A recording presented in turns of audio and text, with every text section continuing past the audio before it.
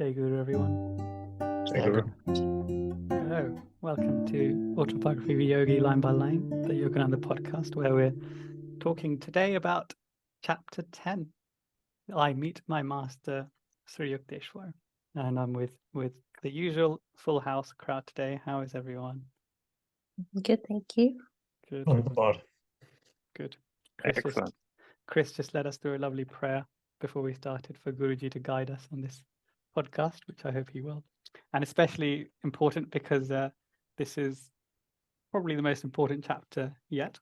And it's entitled, I Meet My Master, Sri Yukteswar. And you could replace master here with Gurudev, perhaps, Sri Yukteswar.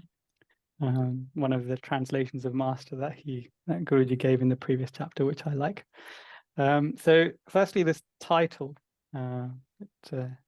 obviously it's quite clear what's going to be in it, but there are other things in it. But I note that it says Sri Yukteswar. Now, Yukteswar, there's a picture of Yukteswar in the previous page of the edition of the book, or the print of the book that I have, which essentially it's got a picture of Sri Yukteswar with dates, and it defines him as a Jnana avatar, or an incarnation of wisdom, and a disciple of Lahiri Mahashaya, such as that, the usual pose of Sri Yukteswar on our altar. So he is obviously very revered to everyone that's connected with our past. So we're very excited to do this chapter. But I was wondering why it is Sri Yukteswar, because later in the book, when Babaji is talking to him, he just calls him Yukteswar.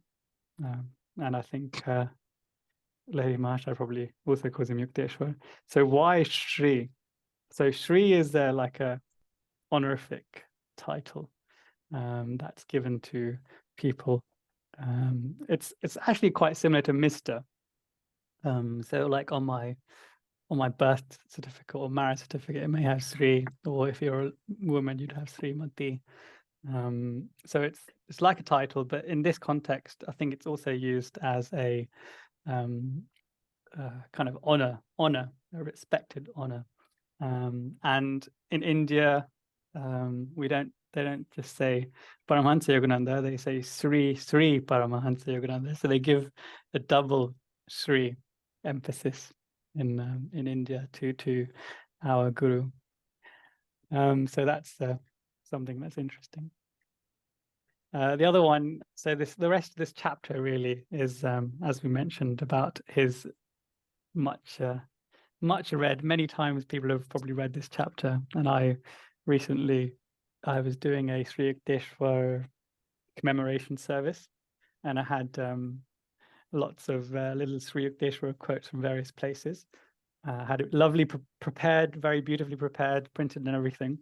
Like there was like 3 or 4 sections from different readings, and then it just came to me, oh, there's this beautiful chapter, and Mukunda, when he meets him, that's probably one of the highlights of the book. So I changed there and then I just picked up the autobiography and read it, and it's such a moving. I don't, I'm sure the reading where he talks about meeting him and how he felt and how Sri Yukteswar communed with him. It was so moving, and it was very difficult for me to read and not to get emotional. But you kind of have to play with that as a reader, because you can't be crying on the altar on the podium whilst reading.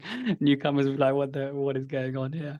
But yeah, so this is a very emotional one. So I don't understand. I don't know how we're going to tackle that bit when it actually comes, Chris. Yeah, I think it probably for me was the most poignant moment in the book for whatever reason. And I think there's something about the expression of love that he has that we really get to see in this chapter for his guru that made me think, wow, this is not just extremely important, but it spoke to me and my mission and my purpose. And I suppose that's one of the reasons why he's going into such depth in this chapter, to tell us about the importance of this relationship. So whenever I think back on the whole autobiography of a yogi, it is actually this moment that kind of stands out for me as significant. Like, what is the lineage? What is the purpose? This autobiography of a yogi, but what is the purpose of Yogananda's life, in a sense? For us it's our calling. So it's a really, really standout part of the book. Happy to be going through it in more detail. For me, two things came to mind. The first one was that so far in the book, Guruji has been looking for a guru, right? He has met all those saints, mostly in his mission to find his guru, and this was his supreme goal in life, and it kind of comes to a conclusion here in a spectacular way. And the second thing is what Chris said is so true, that a lot of people, they learn about Yogananda by reading this book, and they might find their guru by reading this book, and then reading this book, reading the chapter where Paramahansa Yogananda finds his guru. I think a lot of people, they see themselves in there. I'll do a follow-up question, Chris. So how would you compare this meeting to the description of when, as is beautifully described, Lahiri Mahashaya meeting Babaji in those Himalayan crags, where one of the lines is where has one heard of, one hears of divine love, but I'm butchering it, but yeah. It's another standout moment in the book, isn't it? Because of the love and the respect between these great souls. With Lahiri Mahashaya, it's a lot more ethereal for me. There's something, obviously, the description that he goes into about the manifestation of his desires, let's say, at the time, was so much different to Guruji's. Let's say there was something more down to earth, raw for me reading it, and relatable for me. So I would say, from a personal level, I was able to, see myself in his shoes. Yeah, I suppose and the miracles are much more subtle, whereas as you described, the manifesting the palace and all that. But here the miracle that Sri Yukteswara kind of pulled off was that his legs were like jelly; they wouldn't move in that direction, so it's a bit more subtle. But equally, that Lahiri Mahashaya episode, that Babaji meeting, is so powerful and so much. I don't know how we're going to do that one either. That's going to be the most difficult one to. Don't get me to read anything during those ones. Right. Now we have to. Gosh. What of years? Because you can get emotional on a podcast, but you can't during a reading the center. Anyway, let's get to the chapter.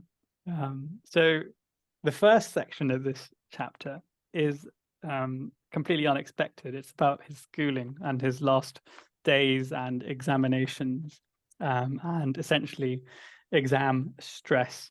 And it starts with the quite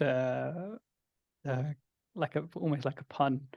Faith in God can produce any miracle except one: passing an exam without study.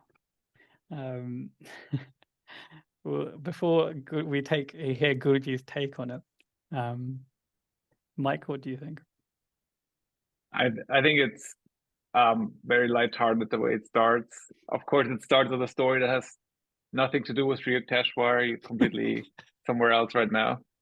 But I can see how Mukunda, when he hears a sentence like that, he takes it as a challenge, right? Trying to prove it wrong. Yeah. Lauren? I feel like it's one of the most ridiculous things I've ever heard.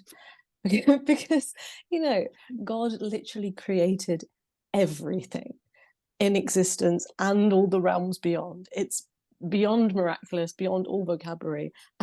So to say, well, he can't help you with your exams. I mean, he definitely can. And we're about to see that come to fruition, aren't we?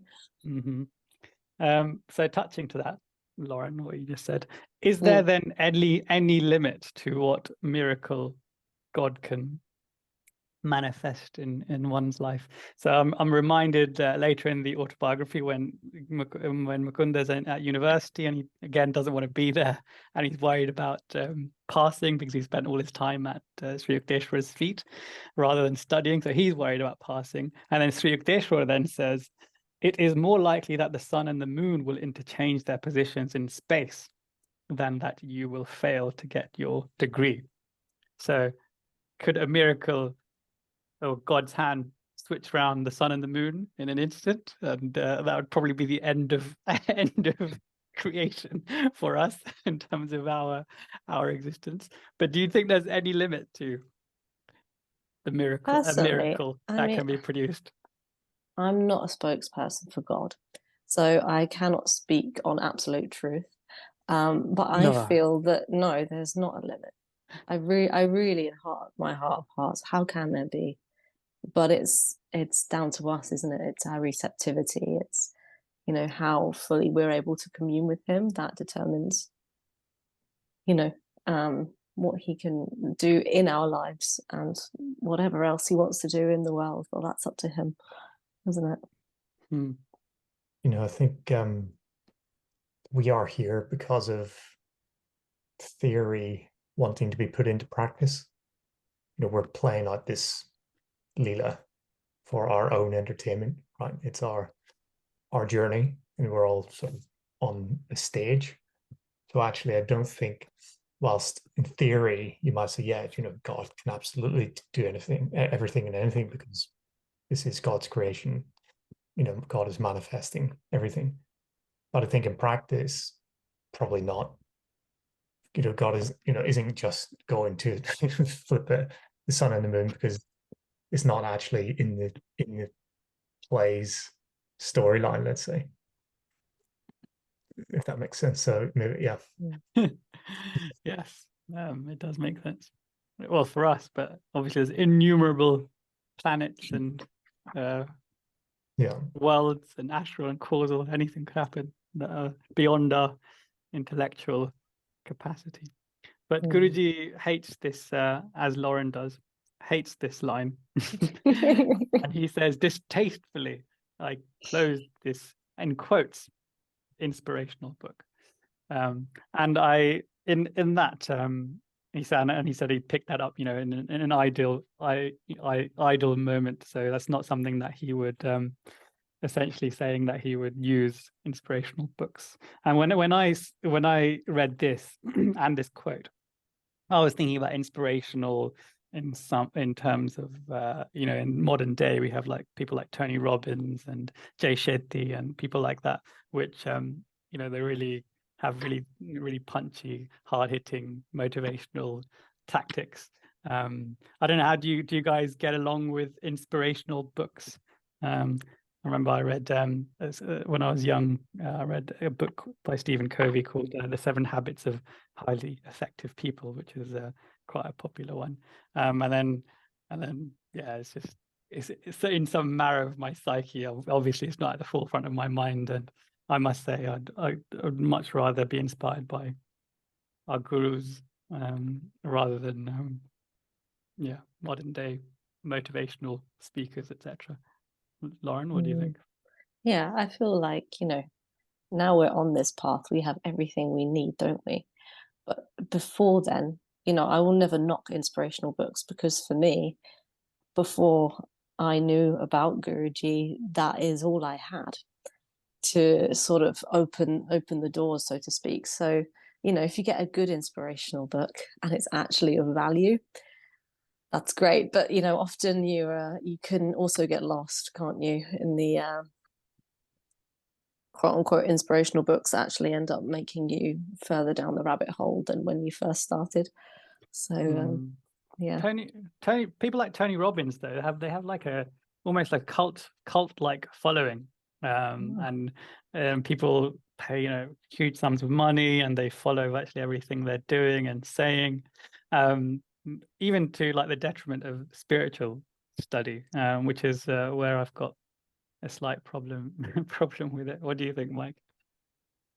Yeah, I'm not a huge fan of Tony Robbins because I don't know. I feel like he has a few good quotes, but mostly I don't I don't I don't think this is something that could motivate me on a daily basis listening to him. Um, One thing that Guruji mentions often is reading biographies or Mm. autobiographies of successful people, and I find that um, very very interesting. The thing is, I don't not all biographies, not all successful people are good writers, and not all of them are. Let's say there's some better ones and some not so good ones, but I I do find this is a really great way of getting your mind tuned to success, because you have those people who were in situations where they were at the bottom, and then they build up usually a huge company or a huge organization from nothing. And in some way, the autobiography of a yogi is that as well, right? You have someone who starts um, in in a like in a family that is not even I think would you would say spiritually inclined, but there's nothing that sets him up from the beginning to um, be this person who goes from India to America to spread yoga, except for his belief and the mission that he was given by his line of gurus. Mm. But the successful autobiographers, the ones which don't know how to write, usually have a writer, and they just have a few lines, and then the writer does it, and then the writer very often doesn't get Yes, any credit. and even then, the books are not always great. So. Yeah. Yeah. Chris? Yeah, I think I've mentioned a few times, off the podcast, that I am a big fan of podcasts and the long format podcasts. So I could quite comfortably, maybe not in one day, but listen to a 3 hour conversation between who I think are inspirational people. And so the consumption of the information has kind of gone from these motivational speeches to motivational conversations, positive conversations. So I think there's so much out there now. What popped into my mind was, to your point, Pranay, there's a bit of a cultist sort of vibe with some of these people out there. For me, that comes from people naturally gravitating towards that whenever they get together. They have a sense of identity, and there's probably that God is dead quote that we talked about many moons ago now. That people are looking for meaning, and they find it in groups and kind of go all as one, toward their sort of guru, and whether it be Tony Robinson's or however they view this. There's that kind of people are naturally tended that way, but what Guruji said was, don't go from one to another to another to another, in terms of religious aspects. And I think that's what people do for inspirational stuff. So there's so many people out there now that they kind of jump between one and the other, and they never actually settle on doing what they need to do to apply the inspiration. That's it. Good points. I'll leave it on one point. Jay Shetty's most famous book is called Think Like a Monk.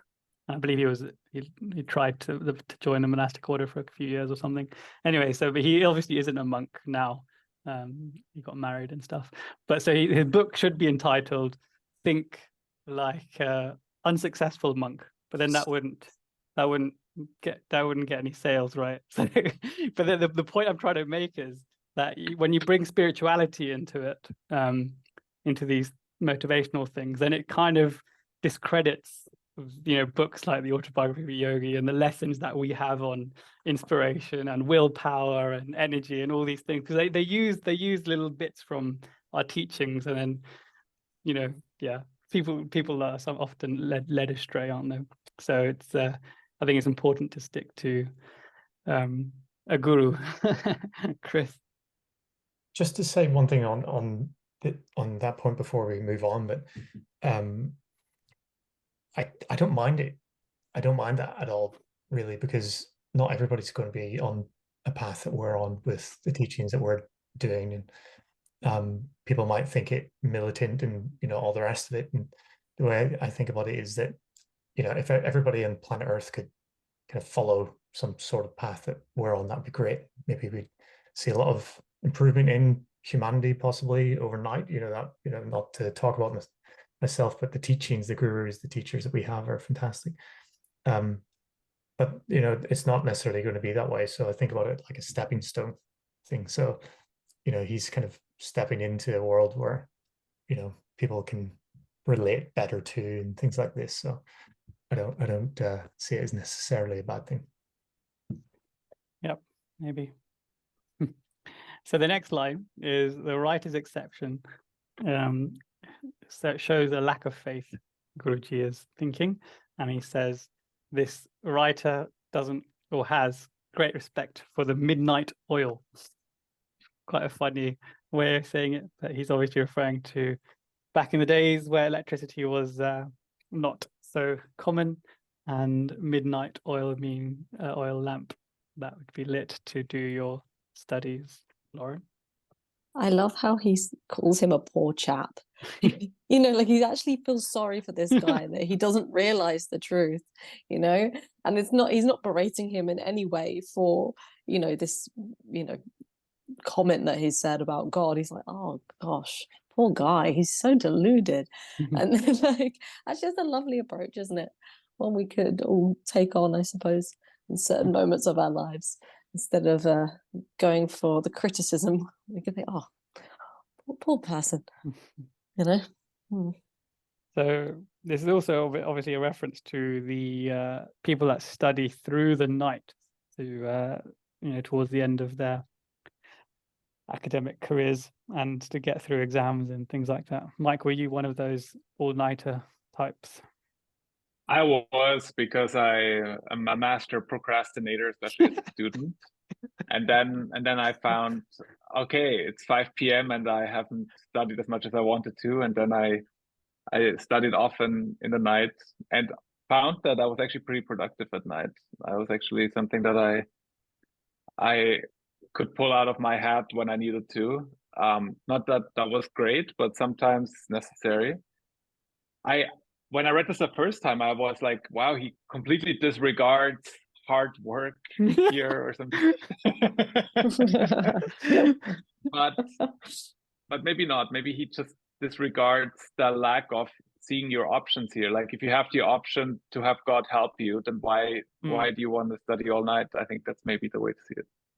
Indeed. I too, Mike, was of the same ilk as you. I remember I dabbled with like those caffeine things like Pro Plus and things like that, and never ever went back because it was such a horrific experience. But most of my exams, I probably didn't sleep the previous night, so I literally went in no sleep, and then just let the adrenaline get you through. So I unfortunately, Guruji would be calling me a poor chap as well, because I also had great respect for the midnight oil. So I'm on the wrong side there on that occasion. But he next he says that my father, he promised his father that he would complete his studies, and then he says, I cannot pretend to diligence, which is quite funny, because it means that he made the promise and kept to the letter of the promise, but not the spirit of the promise. I'm sure his father, when he said, make sure you promise me you go to all your exams and promise me that you'll go through school, he didn't mean just turn up. He meant, I want you to have a wonderful education, you'll be a learned scholar. But Guruji, he didn't follow that. He followed it as he wished, rather than the spirit of it, which is quite funny. The next section is about what he did in the times when he should have been studying, and really it's an ode to, it's a pastime of kind of you might say necromancy, because he, out of the blue, he talks about cremation grounds and things like that. So he says the passing months when he should have been studying and should have been in school, he was in the Calcutta bathing ghats, and there also were the crematory grounds, which were especially gruesome at night, he says, but are very attractive to the yogi. One of Mike? I don't know if when you guys read that, if that came as a surprise to you, but when I read this, I was a bit shocked that he went there, saw those gruesome burial grounds where you see skulls and skeletons, and he said that's a good thing to see, because that actually shows you that your body is going to be that not too soon from now. So it kind of shows it's a way to make it real for yourself, that this life is not real, and to focus on the things that are important. And that was a point of view that I didn't think would come up here in this way. A lot of people are really into this subject matter of death, more so than meditation. One of my colleagues at work really wants to, she's really fascinated by death and astral travel, and she wants to learn astral travel now as opposed to when passing beyond. So she's more interested in this, and I gave her a book on death. Hopefully she'll like it, and then if she does, then I'll introduce her to the chapter with Sri Yukteswar describes the astral worlds and the causal worlds and things like that. But let's see how she gets on with this. Chris? Yeah, I was in Rome last year in the Capuchin monks, the Cappuccino monks. There was a crypt in there, and my wife wanted to go in, and it's just wall to wall ceilings, skulls, bones everywhere. And it was a thing that was done sort of around that time. And I remember not really taking to it all that much, but Barbara, my wife was pretty fascinated by it. But it does evoke the time short lesson pretty well. So maybe that was why I was a bit repellent towards it, because I'm a procrastinator as well. So probably put me off rather than so about that, actually, that crypt that you mentioned and those crematory grounds that Mukunda used to visit as a child, he's saying that they're highly attractive by the yogi. One of the reasons, aside from the fact that the reminder of death and the need to make the effort now whilst you've still got some capacity to meditate, etc., and to think of God. But the other thing there is that it's often deserted. It's often very quiet. So then, therefore, it's very easy to practice the Om technique, for example. You don't need the armrest. you can enjoy the ambience of stillness, perhaps a fire crackling, even though it's at the cost of some corpses, and hence he's said here a few what does he say? A few unadorned skulls. Someone who is a yogi is not dismayed by that, and finding the deathless essence is not something that we should be fearful of. And then he says that his midnight vigils, therefore, were not about studying. Well, not studying school material, but studying much more mystical realms. And so then you might think that Mukunda is not just there to enjoy the stillness and peace, but he's actually doing some other things there. And you would be right, because in Mejda, we read this out before, but it's so relevant, we probably need to read it out again. So Mukunda in Mejda, he literally is studying Tantra and worship and death and life receding and all that kind of stuff. So there's a really good section in the Mejda book where, if Lauren, can you start it off? And remember, Mejda is Mukunda's family name. Mejda left no stone unturned in his spiritual investigations. He went often to the Nimtala cremation grounds.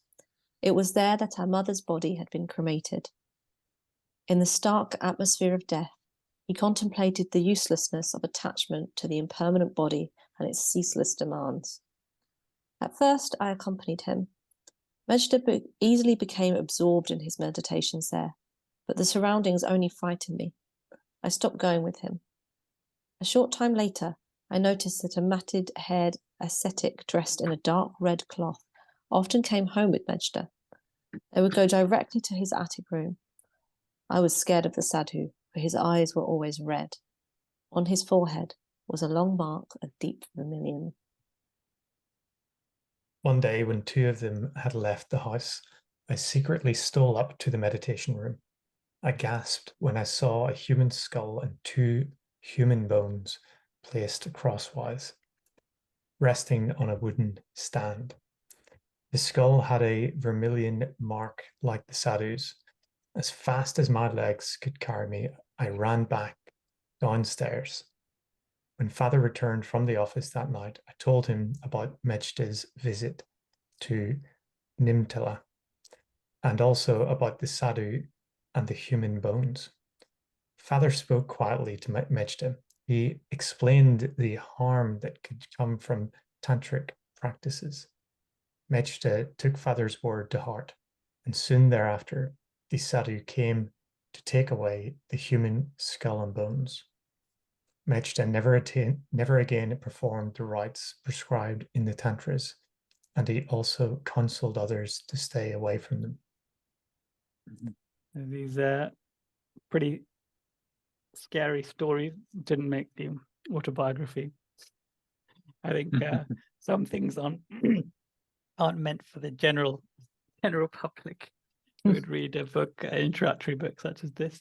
But later on in the in other section of the Mejda book, you'll remember that Master Mahashaya helped him essentially resurrect or bring back the spirit or the form of his departed mother.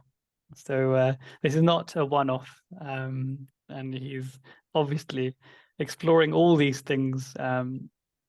Probably we'll never know what he was doing, why he was doing it, but for him to talk about tantra as much as he does in, you know, the God Talks with Arjuna and other texts and all these other mystical elements, he has to have dabbled in them. So that's not for us to know what he was doing and how he discovered all the things he discovered, but we can rest assured that when he does talk about it, he knows what he's talking about from experience, right?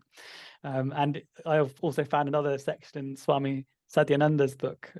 Swami Satyananda is his childhood friend who became the principal at his school, the Ranchi school, and he's got a biography about Yogananda, Swami Yogananda, as I knew him. And there's a nice section in there, Mike, if you want to read that as well. Once after crossing the pool in Rush Bazaar, and after traveling for a good while on the road to Narkeldanga, we entered a quiet, large factory where he said, "It's very possible that there is a holy, disembodied soul present here. Come, let's pranam." We did pranam. One day, because of some situation, he said to me, "Oh, of course, you don't believe all this." I told him, I cannot say something so big and certain like I don't believe. My knowledge is limited, but I don't have much interest in these things, meaning these kinds of supernatural workings, and I have managed my own expectations for these things as well.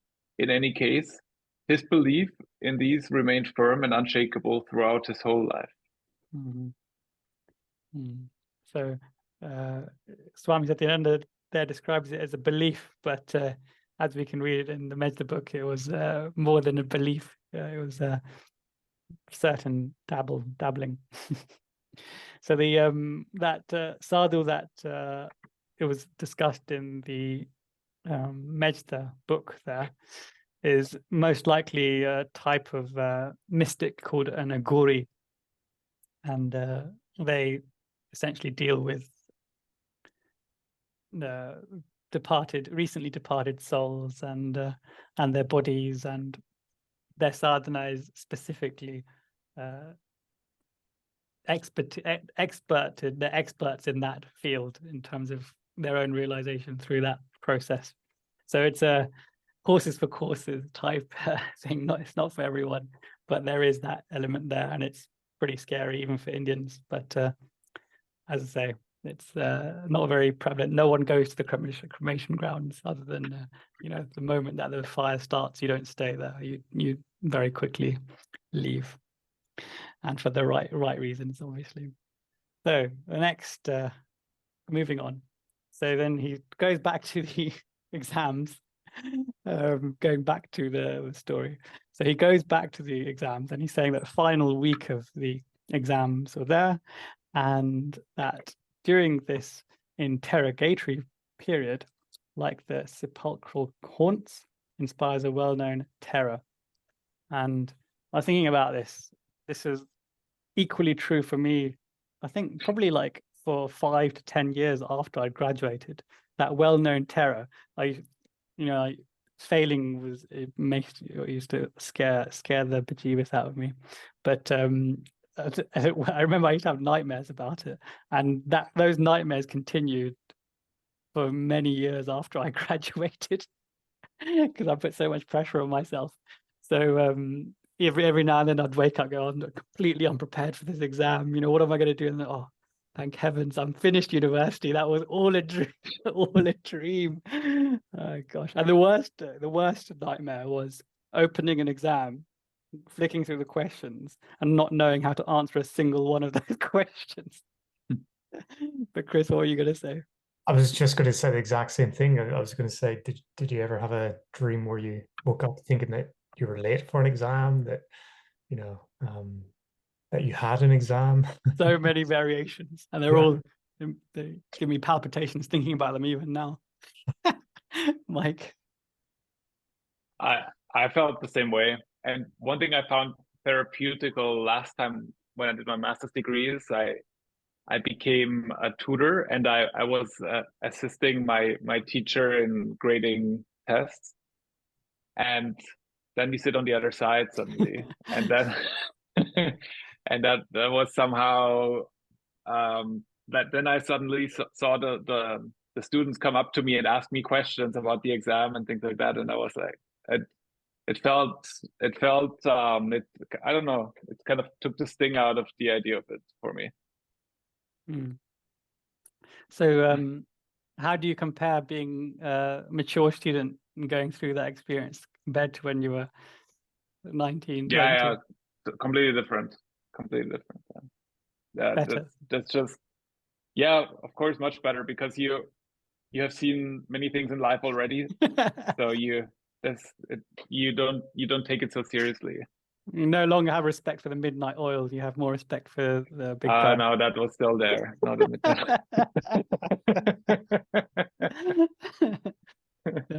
Chris? I wonder, Mike, with your experience, can you see a way around, or can you see a way that we can scrub out the need for such terror in society? I don't know. I think some people need some terror to get them on track. You need the fear, otherwise there'd be no use fear as motivation. Yes, I think that's probably what I did, actually, to be honest. I think even to this day, I work better under pressure. Pressure makes diamonds. Right? Yeah. Or maybe that saying is just not a good thing. I don't know. Indeed. So the next section is that his mind was at peace. The sepulchral haunts for the rest of his students did not make him fearful. And then he says, braving the ghouls, I was exhuming a knowledge not found in the lecture halls. Wonder to what knowledge he was referring to. Is complete faith in God and gurus, perhaps, or that they would see him through. Quite a nice line there, isn't it? A knowledge not found in lecture halls. But then he says, he gives a condition on that, but he said he lacked the art of Swami Pranavananda, who we'll remember from chapter 3 of the autobiography, who could appear in 2 places at one time, or the saint with 2 bodies, as the chapter was entitled. Quite a good joke there. My reasoning, he said, and it was apparently illogical that the god would see his dilemma and would, come to his aid, essentially. And I think at this stage, he would have very much seen this live, not just through the examples of his life, but through the poignant moments with Master Mahashaya, where, she listened to actually every little thing that he had to say, and basically delivered on various commitments and promises and requests. So he, no doubt, Mukunda was very much influenced by him in writing this line. And he says, then he has another beautiful line. He says, the devotee's irrationality springs from 1,000 inexplicable demonstrations of God's instancy in trouble. Very, very beautifully worded. And I, again, have to wonder how many thousands of times that we've been saved, yet we know not. We pass it off to chance, or, as Lauren has seen me cross the road. Oh. She's Aye. terrorized by it. No fear whatsoever. Oh gosh, yeah. So it's not necessarily, relying on the fact that that driver will see you, but God is probably saving you on multiple instances without your knowledge or awareness. So it's a really, really nice line. The devotee's irrationality springs from 1,000 inexplicable demonstrations of God's instancy in trouble. Could meditate on that, can you? So the next line is, hello, Mukunda. And he's accosted, he said, by a classmate near his house. And he says that person's name is Nandu.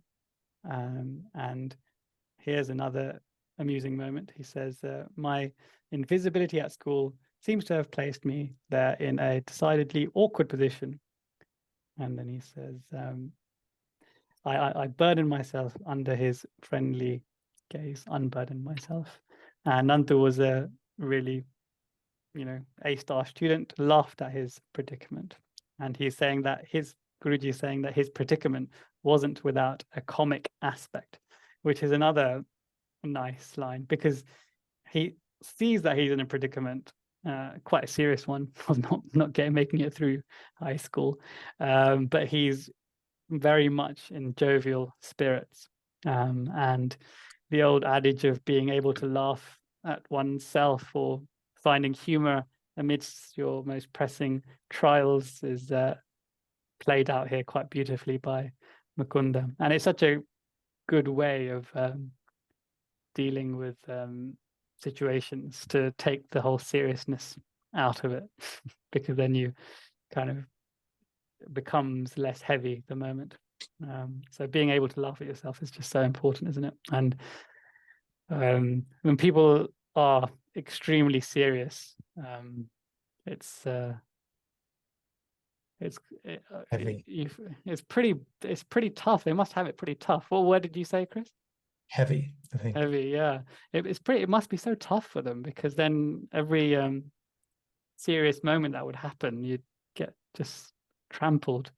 I remember all four of us are, not thankfully not in this category. We take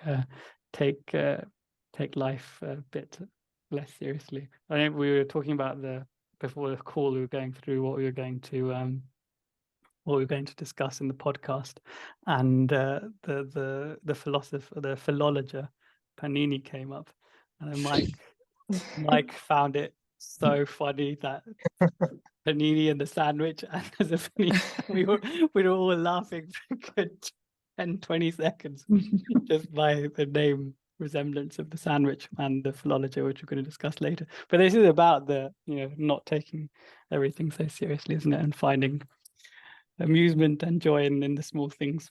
So I think it's really important that Guruji has put this in here, that he wasn't taking it so seriously, because he could have written this in that, I was in trouble, God sent someone and I was helped, you know, it's a beautiful moment, but look, he's making it so funny and entertaining, and he would have no doubt gone through that in the same spirit. So Mike, sorry. I was wondering if you guys felt that ever happened to you, that you were in school and you aced the class and felt like I can help other people, or you felt like you needed help and then somebody came to the rescue. Has that ever happened to you guys? Yeah. I probably more more in the latter than the former, but definitely a little bit of both. It's such a nice feeling when you can help. I think that this is God working through you in a sense. It's very rewarding to be able to help another, isn't it? But definitely, I remember I was doing statistics. I did a joint course with economics and did some statistic modules at university, and I wasn't exactly hot on my statistics, but I did have a friend who was top of his class, you know, in his university, excellent statistician, and he sat down with me, you know, night after night for, you know, maybe 10 days before an exam. We went through everything. Excellent. So this, when I'm reading this story, I'm just thinking of my friend Rob, who sat down with me, and it was a Shout very out to Rob. Yeah. shout out to Rob. Very lighthearted, you know, interaction as well. So we're both laughing at my relative incompetence of compared to his. Rob, if you're listening, Chris has forgotten most of what you taught him, because before this call, he was telling me his data logbook, and rather than using Excel like a normal millennial, he's using a book to write statistics. Right. No trending, nothing on that. Just looking at it with your eyes. Old school. I have a really similar experience to Chris, actually. It was during my GCSE years, and my science exams were coming up. And I had a really good friend who was very good at science. And anyone who knows me knows I love physics. I love it, but I couldn't quite wrap my head around it. So yeah, my friend Niall and me would sit at my kitchen table. He'd go through all the physics, he'd explain it in, you know, really good detail, and, you know, it was a lot of fun. And I ended up getting an A, and it was the only science module I did, you know, I got really good at. So yeah, it's lovely, isn't it, when people actually come to our aid in those moments, especially so young as well. Mm-hmm. In this chapter, we've been hearing from Guruji about essentially faith, and his faith is sort of unshakable, right? And we could probably point to many instances in his life that he's told us about that probably helped to foster that, you know, unshakable faith that he's kind of describing here. And it is a godsend, isn't it? This chap, Nantu, is a godsend. So, you know, whenever I've had moments where my faith has been rewarded, I've laughed. I've laughed because it's God talking to you to say, yeah, I'm listening, or hey, you know, this is our conversation happening, and it's a very uplifting moment in general. So how could you not laugh whenever you get a direct godsend like this? I would say also, he even mentions at Guruji, he says it put it in an awkward position, right? Because he wasn't at school much. So I guess you guys know how it is. You're in a class, and then people, if the other students feel like you're not going to pass that class, right? That is an awkward feeling, and you could be discouraged by that. You could feel like, I don't want to go to this class anymore. You give up on it, and that's not what Guruji did. Guruji, like Chris said, he had faith and the courage to go there, to show up, and then something manifested. So he gave God the chance to manifest a helper to help him through the class. And I think that's a big part of it, that he didn't back down, that he went there anyways, and just trusted that God would come to his aid. Yeah, I remember usually for me, when I was in this position at university and school, I used to just just I used to not work very well with people, so I used to just work on it, and then miraculously I'd come across the right thing, and the right book would fall into place. And then one time when that didn't happen, where you actually need to know stuff, I remember my first introductory programming class, where you actually had to do some code. You can't really get that from a book, but thankfully we had to work in teams, and all my friends were equally terrible coders. But for some reason, the geekiest guy in the class said, "Oh, do you want to be my partner?" I was like, "Hell yes!" I ended up hating it purely because he was on the team. Not much of a team in that team, I must say, but I did, do admin and stuff. But yeah, it's so nice when it does happen. It's one of those God giving you an ace, and it's nice that if you have the faith to see it, and then it manifests. And Nantu says, "You're utterly unprepared," and he says, "I suppose it's up to me to help you." So he kind of heard the calling, isn't it? Because often when you can imagine, if someone hasn't been making any effort in class or in school, if you were one that was at the top of your class and you're making loads of effort, why would you go and spend time with someone that's making no effort? But this Nandu has obviously seen something in Mukunda, and he's saying, it's up to me. So he must have supposed it from a divine calling himself. And so it must have been an experience even then for him to serve a guru in the making. So he said, Mukunda says that these simple words conveyed a divine promise. With alacrity, I visited him. And then he said he outlined all the solutions likely for the questions that are likely to come up in the exams. And then he says something pretty funny, that these questions are bait that will catch many trusting boys in the exam trap. Remember these answers and you will escape without injury.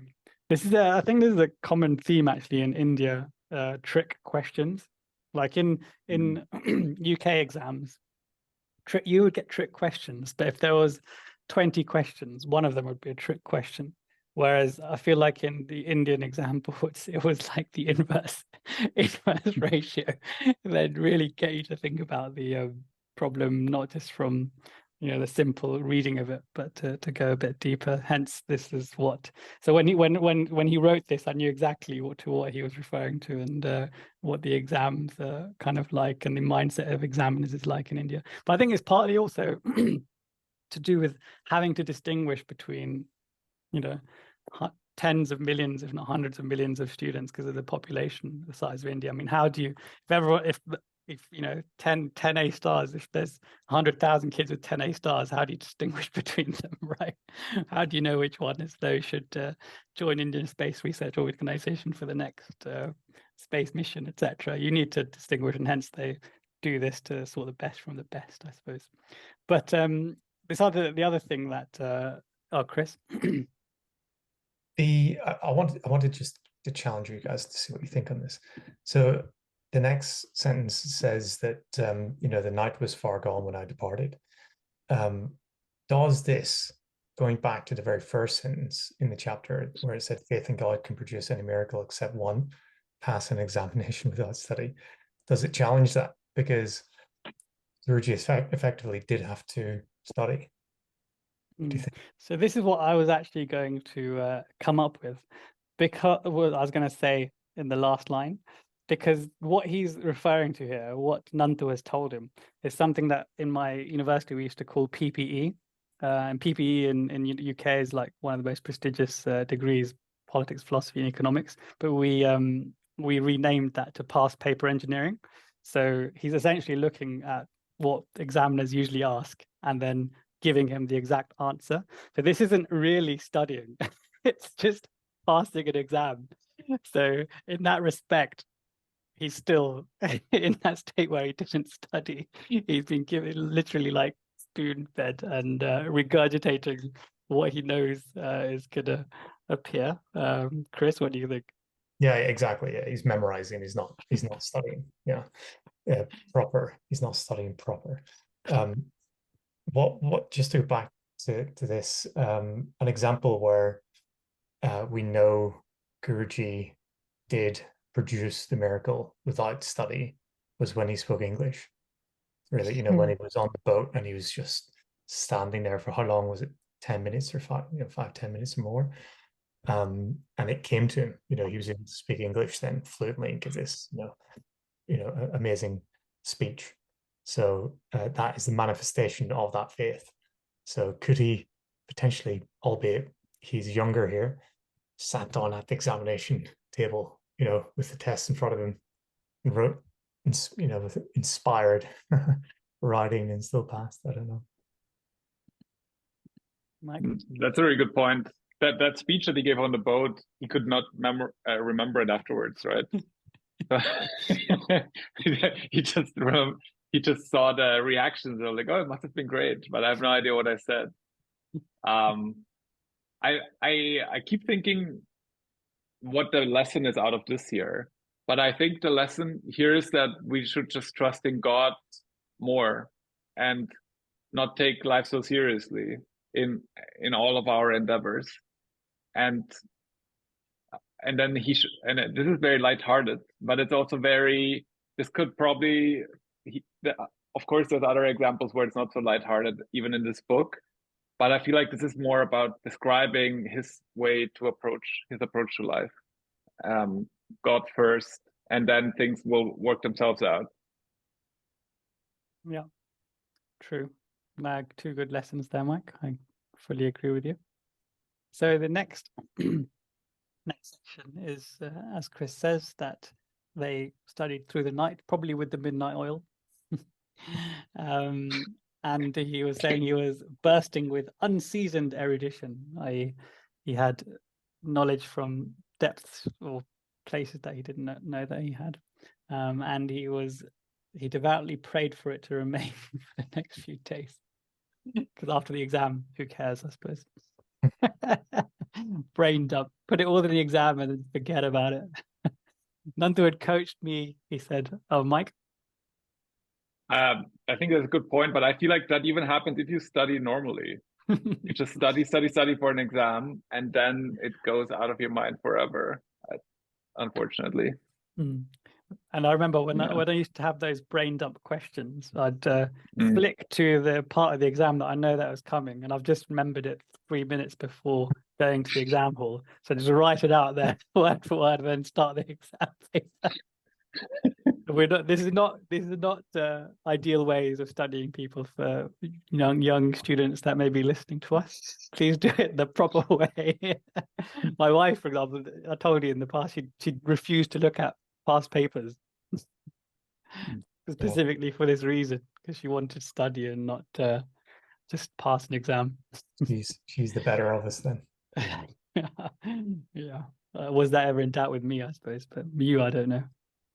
Nantu has said it coached him on all the subjects, and under the press of time that he'd forgotten Sanskrit. And then there's a very curious line. Fervently, I reminded God of the oversight. Did either of you find that curious? I'm calling it curious because how can God have an oversight, being all-knowing and setting up this whole drama, this movie reel? Is there such a thing as an oversight, Mike? Well, no, right? But then his perspective is that he's working with God. He's in control of things, and then he forgot it, and then he probably also thought, I forgot to pray about this to God, so God might not know. And it's like it also shows his strong connection with God, that he shares everything with him, and that the same way you wouldn't expect a person to know something that you haven't mentioned to them, he doesn't expect God, even though God surely knows. But I think this shows his really close approach to God. Indeed. Very well said, Mike. And this is another example of the previous chapter, lessons from the previous chapter, because Master Mahashaya, he said Divine Mother is in full sympathy to us both, on a couple of occasions. And she knows our predicament, but she created the predicament, right? And she's also going going to be the saving grace from the predicament, but he was exactly referring it to it in the language that Mukunda here is saying, fervently I reminded God of the oversight. So it's I suppose it's very important that that Master Mahashaya episode or that chapter, because the effects of it kind of go on through the book, and you only see that when you analyze it line by line, as we're doing. Yeah. So then he says, on his walk the next morning, he was simulating the new knowledge with the rhythm of swinging footsteps. Does I remember recently I've been when I've been jogging or doing mundane things like exercise and chores, I've been trying to do the chores to the rhythm of chanting the Guru's names. So like for example, my running pace would be Paramhansa Yogananda, Paramhansa Yogananda. That would be the pace that every step would be on the, every beat would be to that beat. And similarly, when I'm watering my plants, each one gets 20 seconds before I move on. Rather than counting to 20, I just recite each of the Guru's names and it would be 20 seconds. So this kind of it's a good way to assimilate knowledge for Guruji, but also I think they're using everyday things like swinging footsteps. I think we can also use it in our everyday lives to bring God and Gurus in all of our activities and pastimes, which I'm finding beneficial. So the next thing he says that he took a shortcut and he found some loose sheets, and then he says triumphant pounce. In his hands were Sanskrit verses. So he knew he was looking for something, and as soon as he found it, he knew that it was going to help him, and that's why he's saying triumphant pounce even before he read it. Mike? Yeah, isn't that funny that he connects the dots right away? That he kind of says, "Oh, God wants to help me with Sanskrit. There are some Sanskrit papers. This must be it, right?" So it's not. I don't think everyone is that in tune, but he totally is. Indeed. And then he says, I sought out a pundit, he says, to translate, obviously, or interpret them, and his rich voice filled the air with the edgeless, honeyed beauty of the ancient tongue. And then there's a nice footnote that describes that ancient tongue, Sanskrita, polished and complete. It says here that it's the elder sister of Indo-European tongues. And I really encourage you to look up Indo-European in the Wikipedia page and follow down all the other languages that Indo-European is the root of. Sanskrit is obviously a few down that list. So Indo-European, kind of the theory is that there was a common language from which all these other languages derive from, including Latin as well. So it says here that the script is Devanagari, which means divine abode. Dev being, the divine. And then, who knows my grammar knows God. And then that's a quote from Panini. Mike? Great. Who's not a great comedian. Saint Panini, yeah. It's I was reading his name in Sanskrit, and it's Panini or something like that. It's a different N. It's not the same N as you read in English. And then he says that this philologist, who's very well respected of ancient India, pays tribute to the mathematical and psychological perfection of Sanskrit, as we've discussed at length in this past episodes. He who would track language to its layer must indeed end as omniscient. Very nice. Very nice. So I've actually got some example of Sanskrit. So, and this example is going to be relevant for the last section that we're doing. So here is Padmini, who you'll know from our previous episode. I got her to read out this section from the Bhagavad Gita. So here is the honeyed tongue from someone who can speak it well. Namo namastestu sahasrakritvaha punascha bhuyopi namo namaste. Namaha purastatadha prishtataste namostu te sarvata eva sarva. So we obviously would not have known what that meant, but it is from chapter 11, verse 39 and verse 40. Lauren, I don't know if you can see that, but so this is not just any old reading. This is a very important reading in our teachings, and in YSS, they also use this as a chant in their meditations. What does it mean, Lauren? To thee praise, praise without end. To thee my salutations 1,000-fold. I bow to thee in front and behind. I bow to thee on the left and on the right. I bow to thee above and beneath. I bow to thee enclosing me everywhere.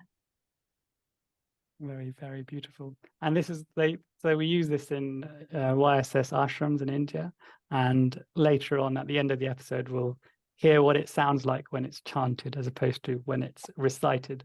So as we said, Chris, no one speaks Sanskrit. You recite Sanskrit, and that's what Padmini did. And then we often chant Sanskrit, as we do in the poem Hymn to Brahma, for example, and this one in India, which we'll hear. Stay tuned for the end of the episode. We'll hear what it sounds like, and I'll put a link to it as well if you want to meditate to it yourselves. So carrying on with this, he's saying, the Pundit said that these stanzas can't help you. They're not going to work for your Sanskrit test. And he's dismissed them. But apparently that specific poem helped him to pass the exam. Mike. Well, one more test of his faith, right? So the Pandit goes, I'm gonna help you with this, but it's not gonna help you. And he goes like, no, I'm pretty sure this will help me. And of nothing, right? Of just, he prayed to God, those papers came to him, and that was enough for him to go all out on it. Indeed. So that help, and also Anantu's help, allowed him to get the minimum grades to pass in all the subjects. Well, hey. So the next section is he's going back to his father, and his father was exceptionally pleased that he'd fulfilled his promise essentially to complete the secondary school course. And then Guruji does what we should all do. Rather than patting ourselves on the back, my gratitude sped to the Lord. Mike? Yeah, what did you guys think of the minimum passing grades and his father being very, very, very content with this? Did you I would have thought, so his father kind of had some sympathy for him, that he wasn't really interested in school, that he just did it for him, right? Otherwise, I wouldn't think it would be that way. So what you're saying, Mike, is if you had a son or a daughter of your own, you don't want minimum pass marks. The way I see this, how hard his dad had to work to get where he is, right? And then how he passed that on to the eldest son, Ananta, right? And I would have thought that the pressure in that family to be successful would be very high. But then here, I think there would be some understanding about that he is on a different path. Yeah. Chris? Yeah, I was going to speak more cynically about this education system, but I've probably bashed it enough in this podcast. I was going to withhold my comments. But yeah, I think what Mike said is quite right, and it's a nice moment where the father, albeit strict at times, a bit of a sort of disciplinarian in a sense, is very lenient here with Mukunda to say, well done, you've done what you said you would. I think going to Mike's point, the fact that Mukunda did not want to do school at all, I think his father's probably praying, just let him pass. I don't need him to be a professor and PhD. Just let him get through, and that's obviously God then probably heeded to his call as well. So better to have got through than to not. Yeah. Chris. It also, when I was reading it again for the podcast here, it made me think, it isn't the be all and end all. Sometimes in the society that we do live in, it's this very hierarchical structure where we must sort of push ourselves to thrust toward the top of that. In this sense, academic study, go on to get the best job possible, and this is kind of how to structure your life. But Guruji here is telling us actually the structure of your life is God first, and everything else is a nice branch off of that. The main thrust is God. Indeed. As the reason, it's like, why do you go to school? Do you go to pass exams or for an education? If you go for an education, then the exams aren't necessarily the purpose. Yeah. Anyway, so Guruji says that his gratitude sped to the Lord, which is something that we should all do very often. And there's a beautiful talk by Brother Kamalananda, which is entitled Giving Thanks for Life's Blessings. I'd highly recommend that. And it's somewhat relevant to what Guruji is feeling here. So you can, I'll put a link to that. You can watch that at your leisure. And so he's saying that his gratitude sped to the Lord, whose sole guidance I pursued in my visit to Nanda's home and in his walk by the unhabitual route of the debris field lot. Talk about divine hand. Playfully, he had given a dual expression to his tiny design for my rescue. Such beautifully worded narrative, isn't it? If only we could speak like that. Honeyed tongue it would be indeed. So then he said he came across a discarded book, an inspirational book that had denied God's presence. And I could not restrain a chuckle at my own silent comment. His own silent comment was, it would only add to this fellow's confusion if I were to tell him that divine meditation among the cadavers is a shortcut to a high school diploma. It's like, I told you so. Isn't it just so amazing to go on this long journey and then having come through it, then reflecting on it, and then reflecting it with the gratitude attitude that Mukunda has here, where he is not, he's not patting himself on the back at all in this. It's literally everything is grace. Chris. Yeah. Reading this section again is just filling me with a sense of not humility but gratitude on my own journey through the academic path. And many times I find people calling me lucky. Oh, you're lucky. You have this. You're lucky you had that. Wow, you do so. You did well, even though you didn't study. You didn't do this. And I always felt a little bit uncomfortable with comments like that because I never really felt that it was luck of sorts. But coming through on the path of yoga, now I can see it much more clearly that I was probably having sympathy given to me in some sense, and feel I have a lot of empathy with Guruji here in his path, and feel likewise lucky. And my gratitude is now speeding towards God rather than some sort of vague sense of luck or whatever. So yeah, it's nice to read it. Indeed. So we'll end it there unless anyone else has got any points they'd like to refer back. So we heard Padmini sing that honeyed Sanskrit verse in full recitation of the very correct way of pronouncing it, etc. So that was the academic pronunciation of that. And that verse, I didn't just pick it out of the hat. It is related to gratitude, and Arjuna is actually the one saying this. And what he's doing is, it's the end of chapter 11. So Bhagavan Krishna has shown him his universal form, which was both fearful and divine and beautiful, everything that you could, every superlative you could attribute to that form, it's described in that chapter. And then Arjuna, as he, reels from having that vision, then he is thankful. And that is what he's doing. He's bowing in thanks.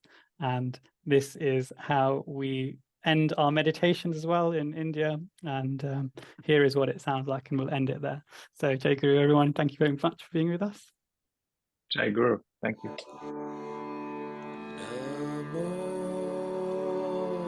Namaste.